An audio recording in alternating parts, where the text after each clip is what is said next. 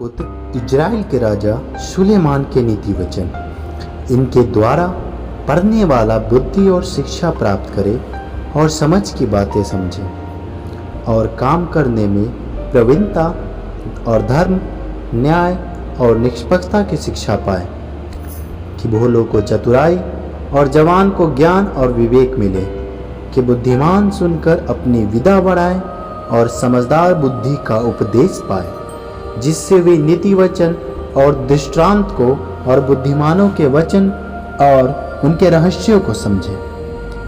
युवकों सलाह, यहोवा का भय मानना बुद्धि का मूल है।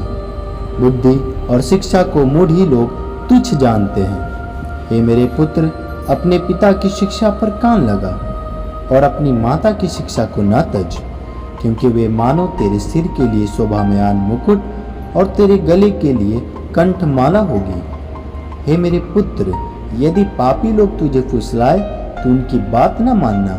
यदि वो कहे हमारे संग चल, कि हम हत्या करने के लिए घात लगाएं, हम निर्दोषों की ताक में रहें, हम अधलोकों के समान, उनको जीवता कब्र में पड़े हुओं के समान नमूचा निगल जाए। हमको सब प्रकार के अनमोल पदार्थ मिलेंगे, हम घरों को लूट से भर लेंगे।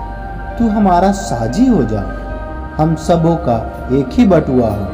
तो हे मेरे पुत्र, तू उनके संग मार्ग में न चलना, वरन उनकी डगर में पांव भी न रखना, क्योंकि वे बुराई करने को दौड़ते हैं और हत्या करने को फुर्ती करते हैं। क्योंकि पक्षी के देखते हुए जाल फैलाना व्यर्थ होता है, और ये लोग तो अपनी ही हत्या करने के लिए घात लगाते हैं और अपने ही प्राणों की घात में रहते हैं।